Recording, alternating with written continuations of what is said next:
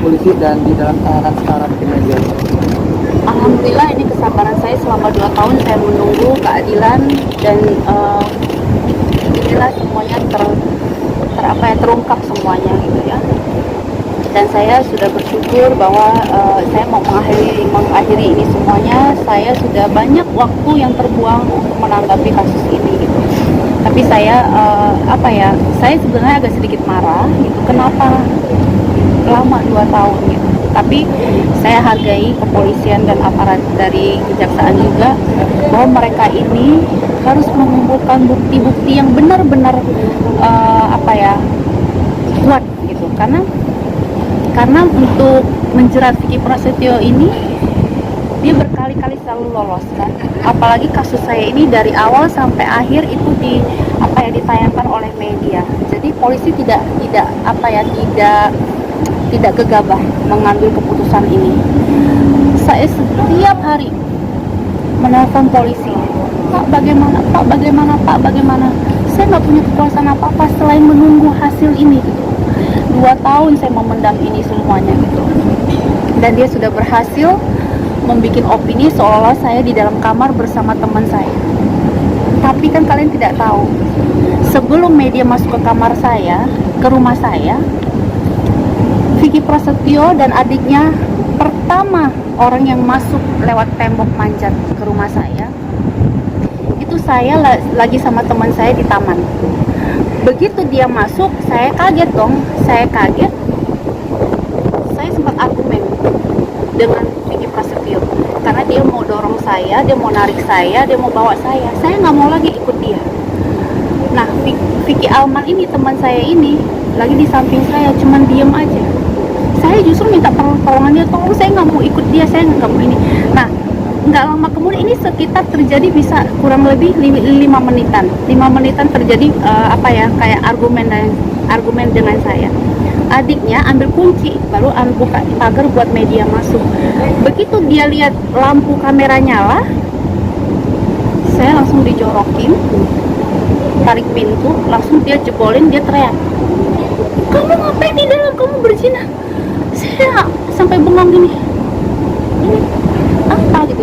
Saya nggak bisa berpikir, saya nggak bisa apa, saya cuma diam. Saya diam sediam-diamnya, saya nggak bisa apa-apa. Tapi pada saat itu pun saya nggak bisa membela diri, karena saya tahu bukan salah media, karena media itu memang tidak menayangkan yang kami dorong-dorongan. Tapi kan semua bukti ada. CCTV saya di rumah itu semuanya terekam, dan itu sudah ada di tangan kepolisian. Tapi inilah keberhasilan mereka sudah membentuk opini ini seolah-olah saya di dalam kamar. Karena apa? Karena memang media belum mengambil gambar saya. Sebelum itu saya sempat dorong-dorongan. Kami ini dorong-dorongan pintu loh. Bukan ketahuan di dalam kamar lagi berdua, bukan. Dan yang aneh lagi, ada pertanyaan gini, kenapa temannya Mbak Angel malam-malam? Iya, malam-malam karena pada saat itu bukan hanya kami berdua, ada saudaranya dan istrinya, dan juga ada supir saya, ada suster saya, dan masih banyak lagi, ada tim saya. Kita ngobrol-ngobrol kurang lebih 1,5 jam. Tiba-tiba pamitan sebagian, tinggal Vicky Alman. Kenapa teman saya ini belakangan? Karena dia bilang nanti abis dari rumah saya, dia mau ngambil kopi dari omnya, kirim dari Padang buat dia, dan itu nggak jauh dari rumah saya. Jadi begitu saudara dia pamit, semuanya pamit, belum ada 10 menit, teman saya ini nelfon omnya, janjian mau ambil kopi. Kok ya delalah, langsung Vicky Prasetyo itu masuk. Kan berarti dia sudah mengintai saya. Kenapa dia tidak masuk pada saat keadaan banyak orang? Berarti dia sudah mengintip itu semua kan? Dan ini yang sudah diketahui oleh polisi. Tapi jujur, saya angkat jempol. Mereka sudah berhasil membentuk opini. Apalagi pengacaranya selalu mengatakan harkat martabat sebagai suami mau mempertahankan rumah tangga. Mohon maaf Pak, kalau memang dia benar dan saya memang ketahuan memang di dalam kamar berdua, bukan karena jebakan dia dan bukan karena dorongan dia saya masuk ke di dalam, saya orang yang membela Bapak.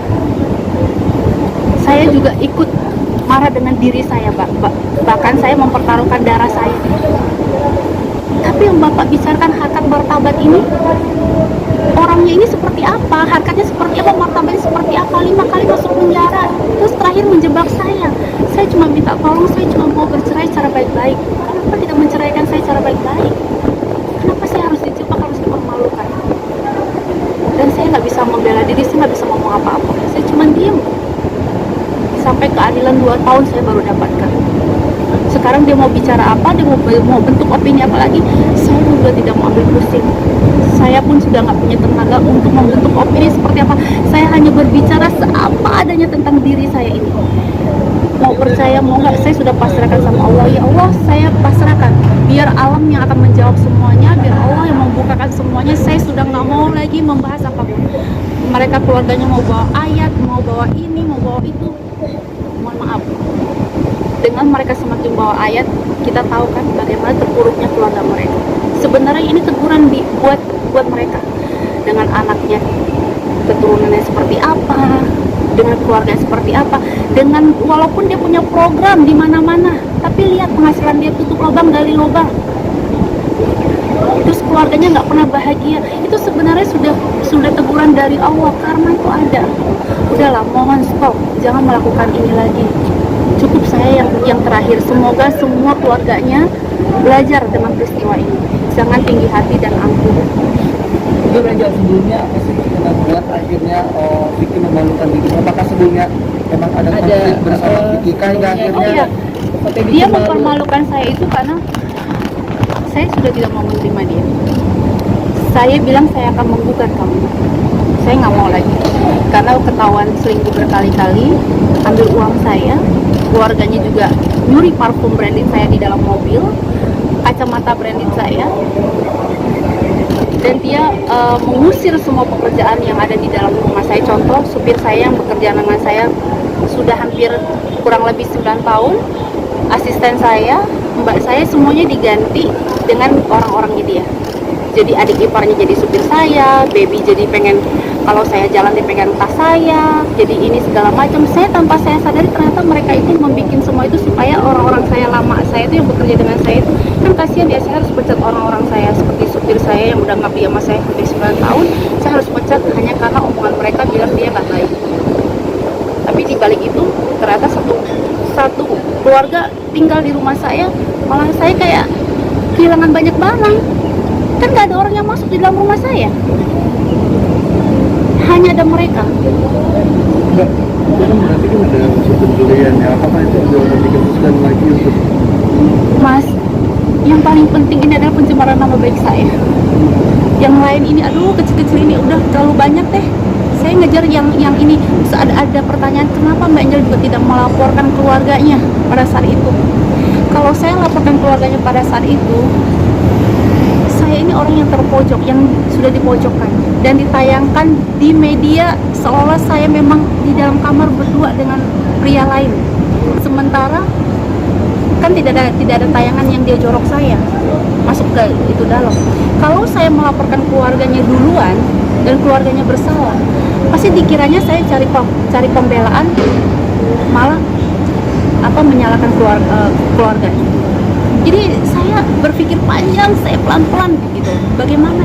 Karena saya tahu orang ini sangat pintar sekali untuk membentuk opini. Kalau saya jujur, saya udah nggak mau tahu lagi mau opini seperti apa. Saya serahin sama Allah, biar alam yang akan menjawab ini semua. Terus dia bilang saya sirik karena dia punya program. Enggak Mas, demi Allah, kan saya yang membentuk dia. Saya ngajarin dia sampai proses kita pernikahan, saya ngajarin dia konsepnya begini, nanti kamu begini ya, nanti kamu harus lucunya begini ya. Saya loh yang motret itu semuanya. Walaupun dia tidak mengakuinya, tak apa-apa. Boleh tanya stasiun TV berapa program yang saya batalkan. Karena apa? Saya cuma minta satu hal, saya akan mau tampil, saya bilang, kecuali bapak atau ibu mau tanda tangan bikin kontrak kalau saya jangan dibikin ada barengan dengan Vicky Prasetyo. Karena stasiun TV tidak mau melakukan, saya lebih baik mengundurkan diri. Saya nggak mau. Jadi kalau dibilang saya sirik atau segala, nggak ada. Apa yang saya sirikin? Saya alhamdulillah kok. Saya punya anak, alhamdulillah. Keluarga saya alhamdulillah. Keluarga saya coba kalian lihat, nggak ada satupun yang mau ikut campur atau lagi pansus apalah seperti itu.